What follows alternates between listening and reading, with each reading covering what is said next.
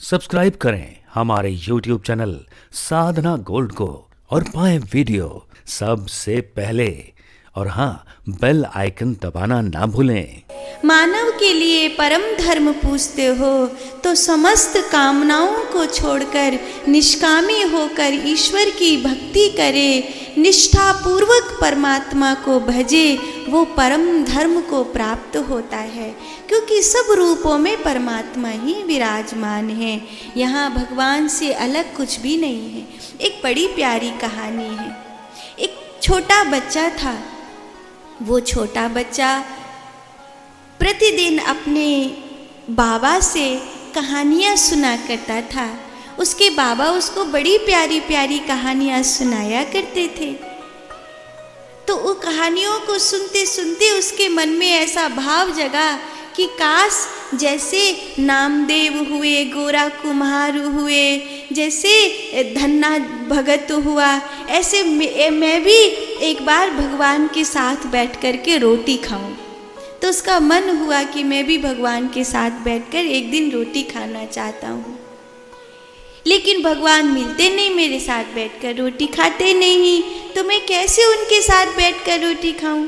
तो आज सवेरे सवेरे माँ ने जब टिफ़िन भर के दिया कि जा अपने दादा के साथ जा रहा, आज तो तेरी छुट्टी है ना स्कूल की, तो दादा के साथ नदी किनारे बैठने जाएगा ना, तो ये टिफ़िन ले जा और देख बाबा को ठीक से खवा लेना अपने साथ। वह बोला हाँ खवा लूँगा। पर उसके मन में आज भाव था कि भगवान के साथ बैठ कर के रोटी खाऊंगा, भगवान के साथ बैठ कर के रोटी खाऊंगा। जब वो सवेरे सवेरे निकला तो जो बाबा थे उसके वहाँ पर उनके मित्र आ गए।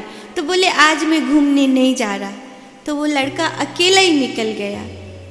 5-6 साल का था, छोटा सा बालक, अकेला वहीं पहुँचा जहाँ उसके दादा उसके पिताजी लेकर जाते नदी किनारे छुट्टी के दिन।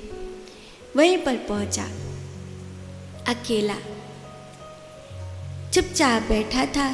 नदी में देखते देखते सोच रहा था काश भगवान यहाँ आ जाते तो उन्हीं के संग बैठकर रोटी खाता।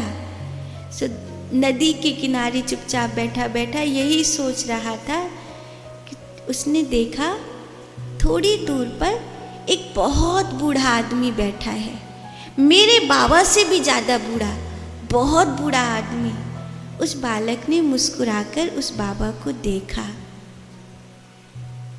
उस बूढ़े आदमी ने भी उस बालक को बड़े प्रेम से मुस्कुराकर देखा। बालक अपना टिफ़िन खोला और भोजन करने लगा और फिर धीरे से एक रोटी उस बूढ़े बाबा को दी। उस बूढ़े आदमी ने बालक के हाथ से रोटी ली और खाने लगे। बालक को लगा आज भगवान मेरे साथ रोटी खाने के लिए आए हैं।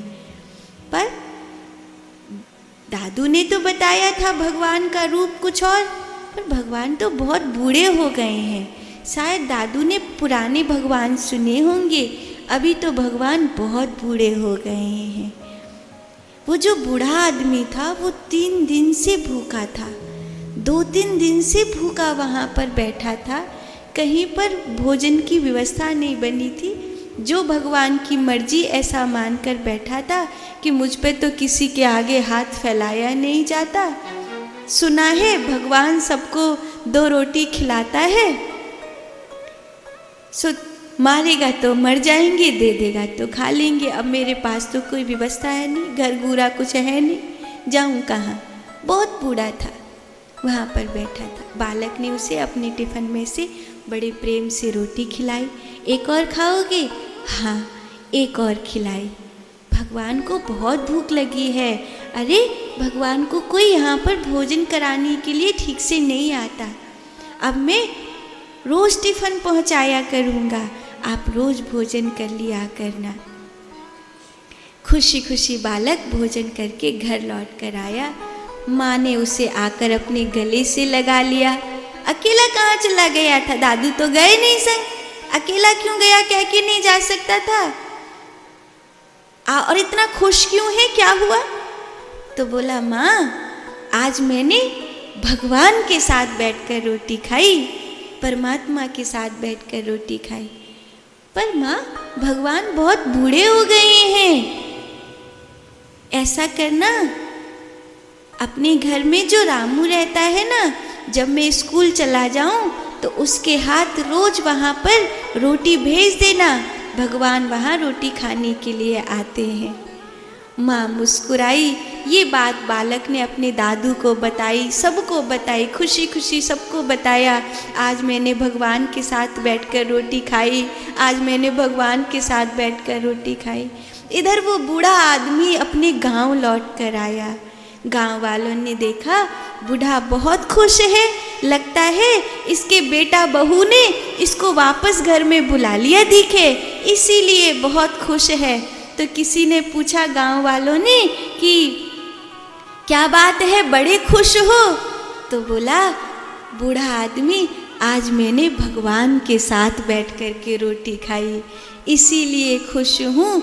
और भगवान बहुत छोटे बालक की तरह हैं, एक छोटे बच्चे हैं भगवान, वो आते हैं अपने साथ बिठा कर के रोटी खिलाते हैं। पूरे गांव को ये बात बताई कि आज मैंने भगवान के साथ बैठ कर के रोटी खाई। ये कहानी बड़ी प्यारी है, मुझे बहुत प्यारी लगी। और सच यही है कि उस बालक ने बूढ़े आदमी के साथ नहीं, या उस बूढ़े आदमी ने बालक के साथ नहीं, इन दोनों ने ही भगवान के साथ बैठकर रोटी खाई थी। क्योंकि भाव होता है, जहाँ भाव होता है वहाँ भगवान किसी न किसी के रूप में आते हैं।